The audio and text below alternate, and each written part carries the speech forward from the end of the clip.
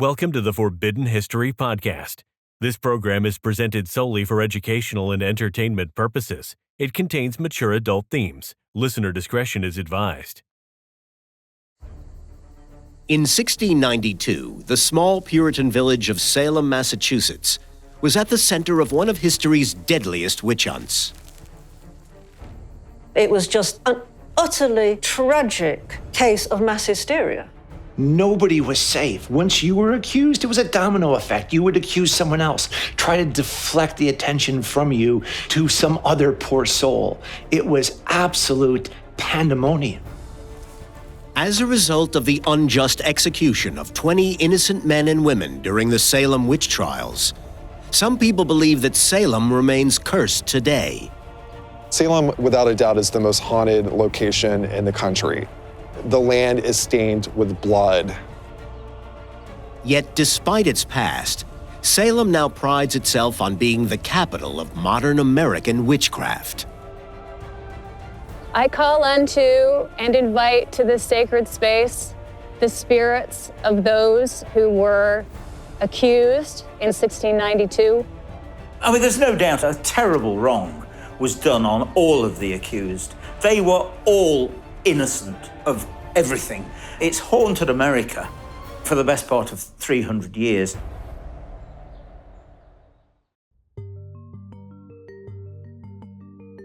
During the notorious Salem Witch Trials, 20 men and women accused of witchcraft were wrongfully executed. Salem historian and paranormal author Sam Baltrusis is heading to the exact spot where the deadly Salem witch hunt began in February 1692. But wherever Sam goes in Salem, he always finds it a haunting experience. I love the history, but every time I come to Salem, I will have something weird happen. As soon as I step foot in Salem, things started happening that were inexplicable. I've had a man with a hat, like a shadow figure, stalk me at my job in Salem, and I really feel like that maybe I'm cursed. Sam says he discovered a possible reason a few years ago when he found out he's distantly related to one of the key figures in the Salem Witch Trials, Ann Putnam Jr. Ann Putnam Jr. accused 62 people of witchcraft, and she was responsible for the deaths of 17 people. Those numbers are huge. Ann Putnam Jr. was the major player, but her father, Thomas Putnam, was controlling what was going on. He was, in my opinion, the puppet master. Now that I know that I am related to the Putnam family, my goal is to make amends for what my family did back in 1692. I feel like that maybe this curse that's been kind of with me since I've been in Salem will somehow be lifted. Today, very few original 17th century houses survive in historic Salem Village. But the foundations of the original parsonage, where the Salem witch hunt began, have been preserved. This is ground zero to what happened in 1692, and to me, it's hallowed ground.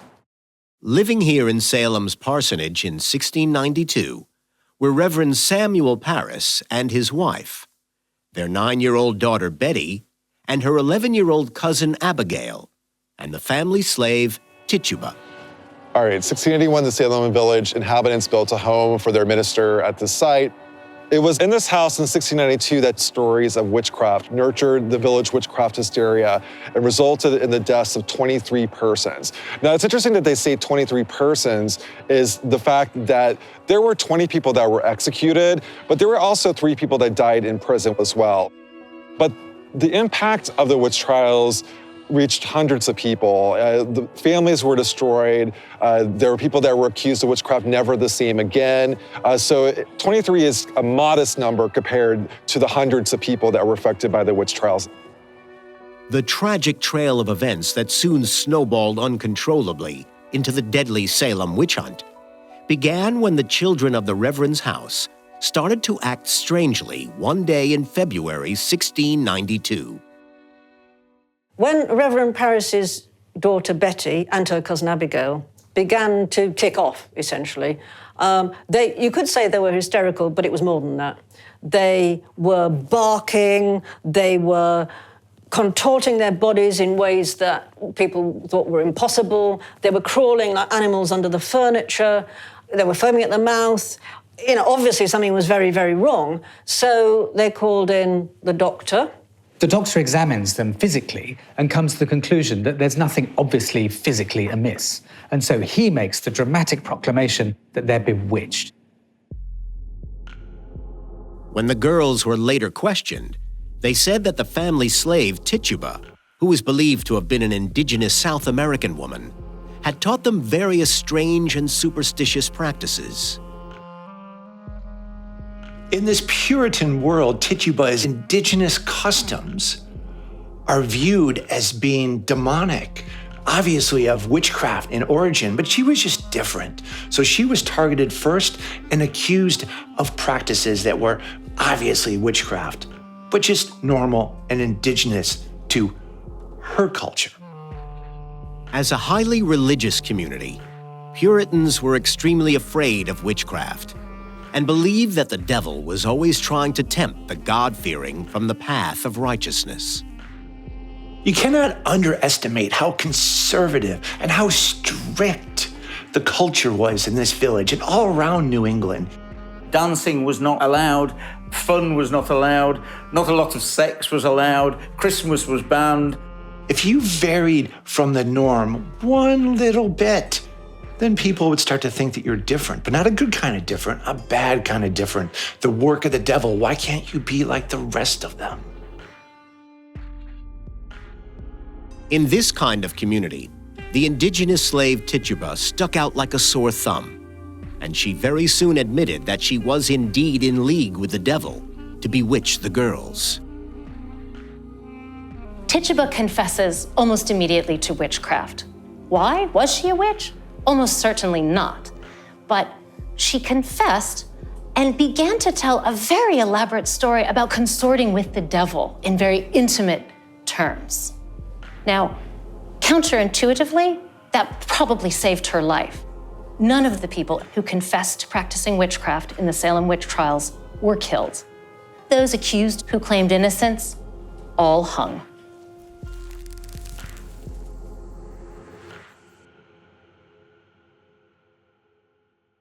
As a result of the paradoxical incentive for the accused to admit guilt, within weeks, the events unleashed by the unusual behavior of the two girls in the parsonage rapidly spiraled into an uncontrollable and terrifying witch hunt. For us today, one of the most shocking things about the witch trial at Salem was the widespread use of untested children's evidence. And this happened because of two things. The first was that in 1597, King James I of England had written a book called Demonology, and in it he tried to convince the world that witches were real and their offences were so diabolical that all evidence possible should be taken and should be used to find them, including children's evidence. And then not long afterwards, in Pendle in Lancashire in 1612, there was a very famous trial in which a 9-year-old girl, Janet Device, sent her entire family to the gallows. The court clerk wrote that story up, and it became an international bestseller. It was even read in America in places like Salem. So by the time of the trials in Salem, the idea of children giving evidence in witch trials was completely normalized. You had children accusing their parents of being witches, husbands accusing their wives, wives of their husbands. Nobody was safe. Once you were accused, it was a domino effect. You would accuse someone else, try to deflect the attention from you to some other poor soul. It was absolute pandemonium. The outcome of Salem's infamous witch hunt in 1692 was the judicial execution of 20 innocent men and women. Today, each of the victims is remembered at Salem's Witch Trials Memorial. Caught up in a terrifying legal whirlwind, the 20 people memorialized here were all executed within just over 100 days during the summer of 1692. Given the kind of evidence that was allowed in court, the accused didn't stand a chance.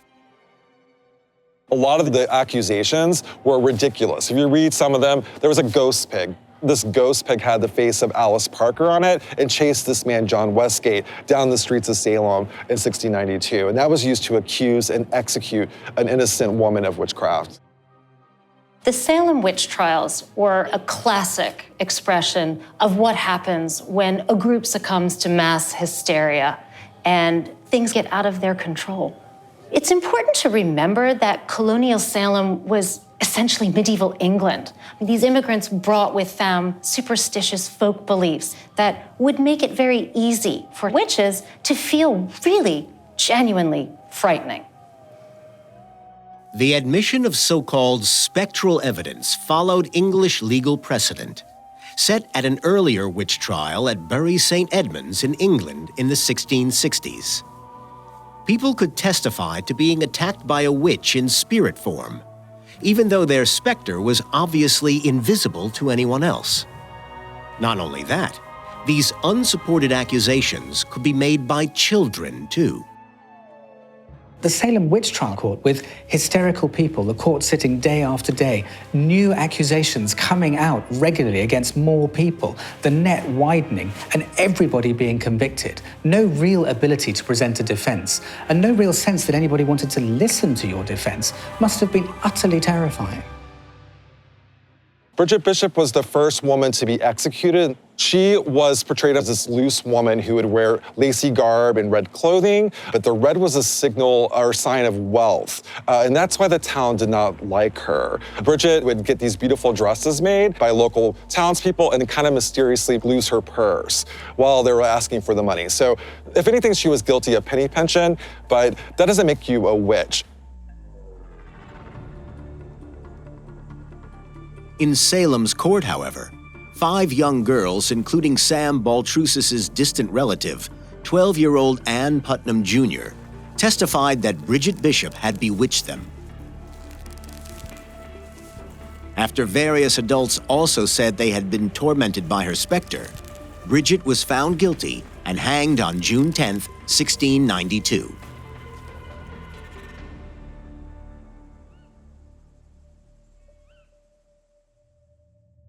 After Bridget Bishop's execution, 13 other Salem women were also convicted and hanged, including Sarah Good, who insisted until her last breath on the gallows that she was innocent.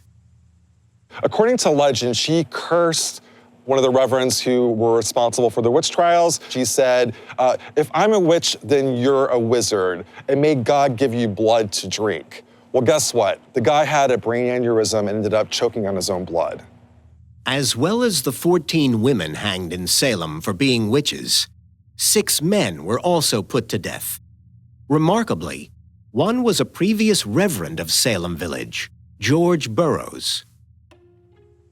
Now, at this point, they were looking for sort of like the devil himself. And according to Ann Putnam Jr. and multiple people that testified against Reverend George Burroughs, he was the devil. He was sort of the ringleader. But he was having a lot of financial issues and borrowed money from the Putnam family.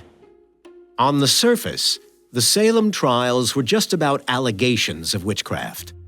But it seems many accusers used the opportunity to eliminate their enemies. Reverend Burroughs had failed to repay his debts to Ann Putnam Jr.'s father, Thomas Putnam, for over 10 years. And many believe this was the main reason why he became caught up in the witch hunt. Socially, there was a lot of bickering over land and like who owned what. So there was a lot of tension going on. And usually when we find accusations of heresy and witchcraft and demons and whatnot, there's usually something much more common and banal underpinning it.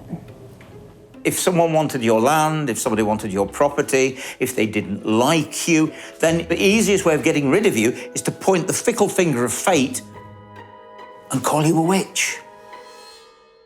Reverend George Burroughs, on all accounts, was not a perfect person, but he was a reverend. He was definitely not the devil himself. And when the people saw him executed, there was a quietness that happened with the group because they felt like what they were doing was wrong. The thing that most affected people at Reverend Burroughs' public execution was the fact that he loudly recited the Lord's Prayer just as he was about to be hanged. Surely no devil worshiper would do this. Yet despite the growing public doubts about the Salem trials, the witch hunt still continued. Among the last to be executed was an elderly landowner, Giles Corey. However, he wasn't hanged like the other victims of the witch hunt. Because he refused to plead either guilty or not guilty, the Salem court, uniquely in American judicial history, ordered him to be tortured.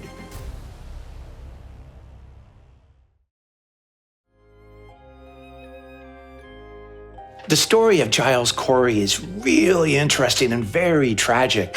His wife becomes accused of witchcraft, and he's horrified because he believes it. He believes that she's a witch. And all this time, he never knew. But quickly the tables turn, and he's accused of witchcraft. Local historian Thomas Valor is an expert on the story of what happened to Giles Corey and why.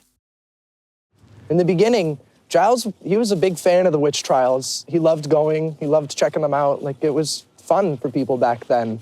But his wife, Martha Corey, could see through the hysteria a little bit better than him, and she would try to discourage him from going to see the trials.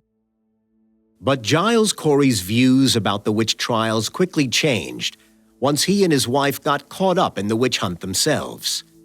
Giles was accused, like so many others, by Ann Putnam Jr., as well as several other young girls.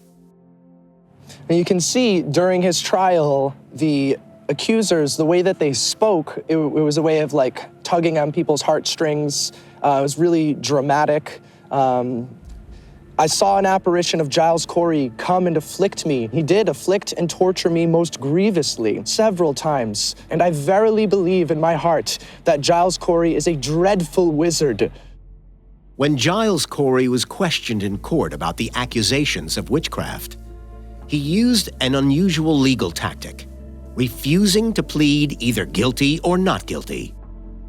Giles understood what was going on. He had been a lawyer when he was younger, and he could see that the way that court proceedings were working out, a lot of the times they were confiscating the land and property of the victims.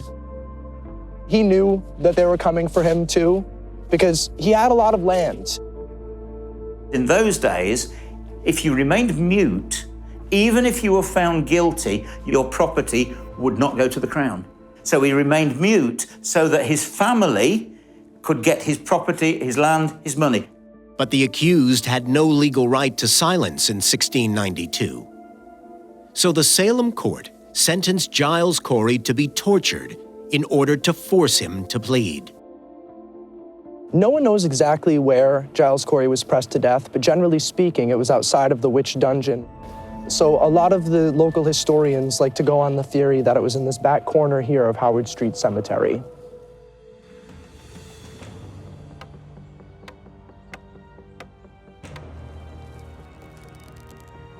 So the sentence was that you be taken from this courtroom and weights of stone as heavy as you can bear and heavier to be placed upon your body until you either plead or you die. While he's being tortured, the sheriff asks him, "Have you changed your mind? Will you enter a plea?" To which he replies, "More weight. More weight." Complete defiance, and more weight he got. Remember, they weren't trying to kill him. They wanted him to give up. They wanted him to give in. So they made it slow. They made it last as long as they could. The man who was in charge of the pressing of Giles Corey was Sheriff George Corwin, who I like to call the sick, sadistic sheriff of Salem, because it's alliteration, but also it's true. It's very clear that he was a sadistic person, and he enjoyed torturing people. Can you really imagine how awful it would have been to have died in this fashion, slowly crushed to death, slowly suffocating hour after hour?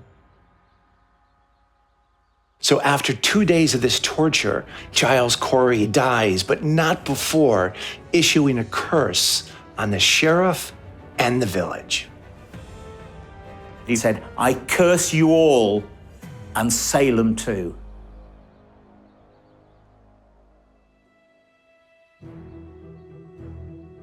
Giles Corey's refusal to plead before his death successfully led to his family inheriting his land and property. But according to local Salem legend, Giles Corey's most enduring legacy was the curse that he uttered with his last dying breath. It's said that his curse and his ghost still haunt Salem to this day.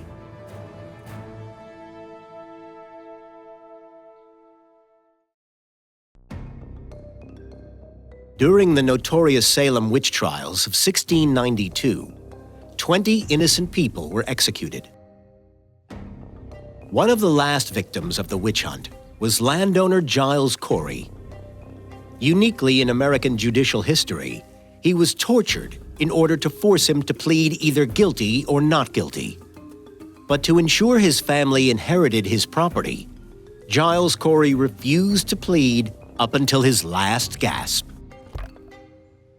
Finally, in his final breath, he issues a curse, not only to the sheriff, but to the entire village. Ever since then, strangely enough, starting with Sheriff Corwin, every single high sheriff of Essex County seated in Salem died while in office or had to retire early due to heart disease or random blood diseases. And this lasted all the way up until 1991. Giles Corey's deadly curse is said to have been broken only by Essex County moving the sheriff's office out of Salem in 1991. The other side of the curse that more locals know about is they say that they'll see Giles, his specter, his ghost, kind of wandering around before terrible things happen to the city. Decade after decade, people would see this apparition on the spot where he died. But the most famous manifestation of this apparition of Giles Corey was in 1914, right before the Great Fire of Salem. Some women said that they saw the old man standing. They saw from his, waist up, and when they called to him, he disappeared. And that night, about 1/3 of the city of Salem began to burn. Curiously, for those who believe in curses, Salem's Great Fire in 1914 began in a building very close to the place where the alleged witches in 1692 were all hanged. Giles Corey's curse remains famous, but historically his most important legacy was that his uniquely gruesome torture became a major turning point of the Salem witch hunt. Public opinion really began to change. Even though Giles Corey wasn't seen as a good person, what happened to him was just so unfathomably disgusting that it changed the way that people looked at this. People really started to understand that something terrible was happening. The last victims of the witch hunt were hanged on September 22, 1692, just 3 days after Giles Corey's death. Within just a few terrifying months, 20 innocent men and women had been wrongfully executed by the colonial American justice system. Even though we classify it as a witch trial, actually it's a miscarriage of justice. This is mass hysteria resulting in an extraordinary number of deaths, and we have to see it in that more modern context. Immediately, there was an incredible outpouring of contrition and remorse, and the families of the victims were recompensed for lost money. Obviously, they couldn't get back their loved ones. Official pardons were also granted to the witch hunt victims. But in the years that followed the tragic events, the Salem region suffered many misfortunes, such as droughts, crop failures, smallpox outbreaks, and tribal attacks, making many Puritans feel that God was continuing to punish them for their mistake. Nonetheless, the witch trials were a turning point for religion in America. Really, I think if you look at this time period, it was the beginning of the end of a theocracy, right? This was a time when religion was the end-all and be-all here, and this showed that it couldn't be maybe trusted with such complete control, and it started breaking down at that point. America was set up as a country where people could express their own religious views. They were escaping religious persecution in the old world to live out their vision of a better world. And the fact that so quickly it descended into this kind of religious tyranny, I think is something that still haunts the American imagination. A century after the Salem Witch Trials, the newly independent United States guaranteed the separation of church and state, and in the Constitution's First Amendment, proclaimed freedom of religious expression as one of the country's founding ideals. Today, protected by the full force of the law, witchcraft in all its forms is one of the United States' fastest-growing religions.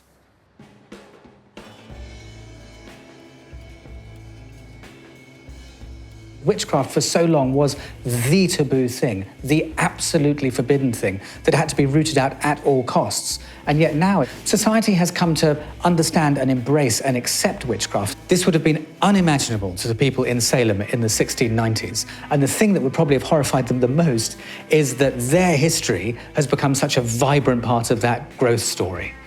Now, Salem is a haven for modern-day witchcraft. Everything that you can find to do with modern witchcraft and modern pagan practices is now in Salem. This is almost international world headquarters for it. In particular, Salem today is renowned as America's top Halloween destination, attracting large numbers of revelers every October. Happy Halloween. Welcome to Salem, Massachusetts. Happy Halloween! Throughout the year, Salem proudly promotes itself as the Witch City and is home to a huge number of shops that sell witchcraft supplies and mysterious occult paraphernalia for casting magic spells. When the first witchcraft shop opened in Salem, where alleged witches were put to death, it was almost like an I dare you to try to take this right away from me, which I think is a very American type of freedom, isn't it?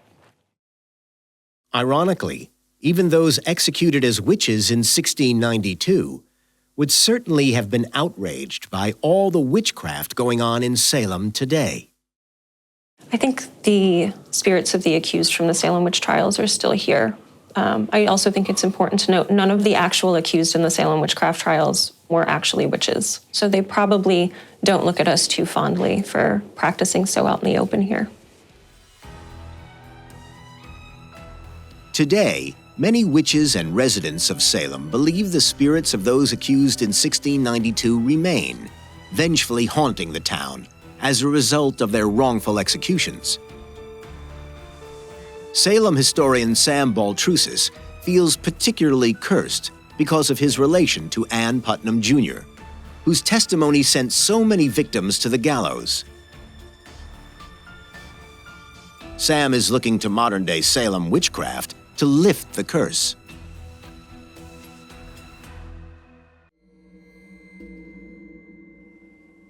I conjure this circle as a barrier to protect this space from all malice and harm. I conjure this circle to serve as a place beyond time and space where the gods and spirits may meet in perfect love and perfect trust. This space is declared sacred. Today, witchcraft is extremely popular, and I believe that is because you don't need an institution to tell you what to do and when to do it. You're not following the dogma of a big organized religion. I invite you to affirm with me this title, to claim this power as your own. Speak it forth and make it so. I am witch. I am witch. The fascination now with witchcraft and the general societal openness towards it, in many places it is lawfully recognized as a religion, is something that those back in Salem at the time of the trials simply could not even have comprehended. We'll begin counting down. Ironically, although witchcraft is practiced very openly in Salem today, back in 1692, when so many people were executed as witches, there was almost certainly no witchcraft happening. As a result of the terrible miscarriage of justice in 1692, Salem historian Sam Baltrusis believes that Salem today remains cursed by the spirits of those wrongfully executed. As someone who has written about the spirits of Salem and the impact of the Salem Witch Trials, I have to say that Salem, without a doubt, is the most haunted location in the country. What happened in 1692 left a psychic imprint on the land. The land is stained with blood. Sam hopes the curse that he believes has afflicted him will now be lifted by the spirits of those wrongfully executed. But most of all, just as Ann Putnam Jr. learned from her mistakes, he hopes that the lessons of the Salem witch hunt will be learned all across the world. Because sadly, murderous witch hunts are still taking place today.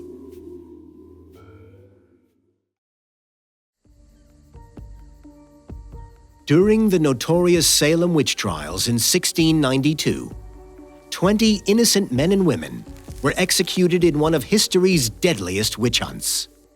The irony, and undoubtedly the tragedy, is that none of the people executed in Salem for witchcraft were witches.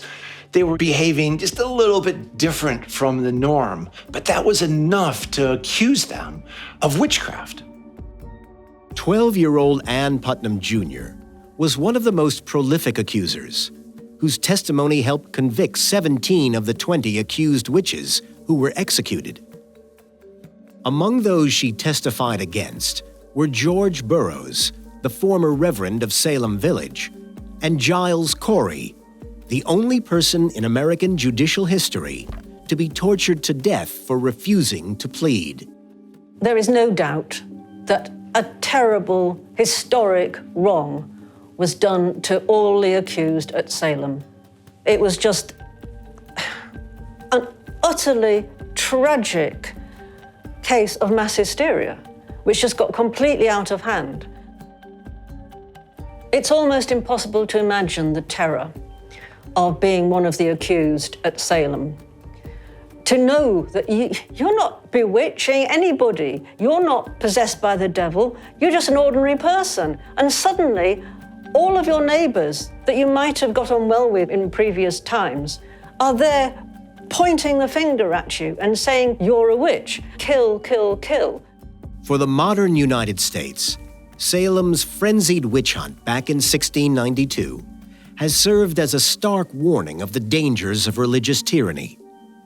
It's because freedom of religious expression is today constitutionally guaranteed in the United States that Salem has been able to become a hotbed of modern witchcraft. This town needed a sort of reclamation after what happened here. Horrors happened and people were executed. Now it's a place where witchcraft in a community is thriving and flourishing. So it's taking it back for the practitioners now, saying we won't allow something like this to happen again. But sadly, although the lessons of history have been learned in Salem, elsewhere, murderous witch hunts are still taking place today. When we look and smile at the bright lights and exuberance of Salem today, we should remember that allegations of witchcraft have not gone away. There are parts of the world in which allegations of witchcraft are still brought against people, predominantly women, and they are regularly convicted and executed for witchcraft. Unfortunately, all over the world, people are being condemned as witches and horribly killed, tortured, you name it, especially in African countries or in parts of Asia. Just like in Salem in 1692, in modern-day witch hunts, the main accusers often hope to take land and property from the accused. And as in Salem, the accusers often enlist support against the marginalized victims by whipping up mass hysteria. All it takes is, one person says that woman over there is a witch, and the mob descends. It's just this sheer, vicious, primitive horror that seems to lurk in people's minds. And when you get a mob together, they share in that mentality.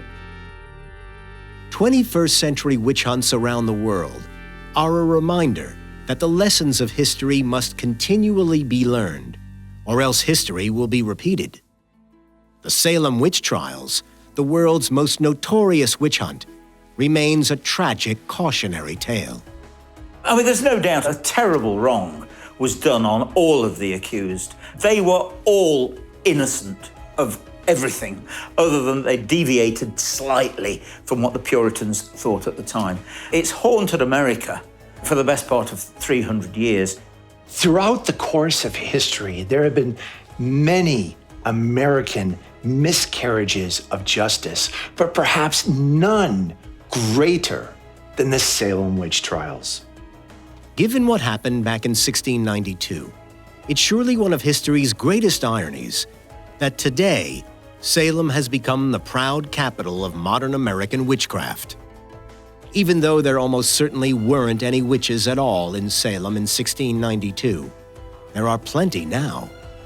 So despite the infamous witch hunt, you could say that in the end, freedom of religious expression won.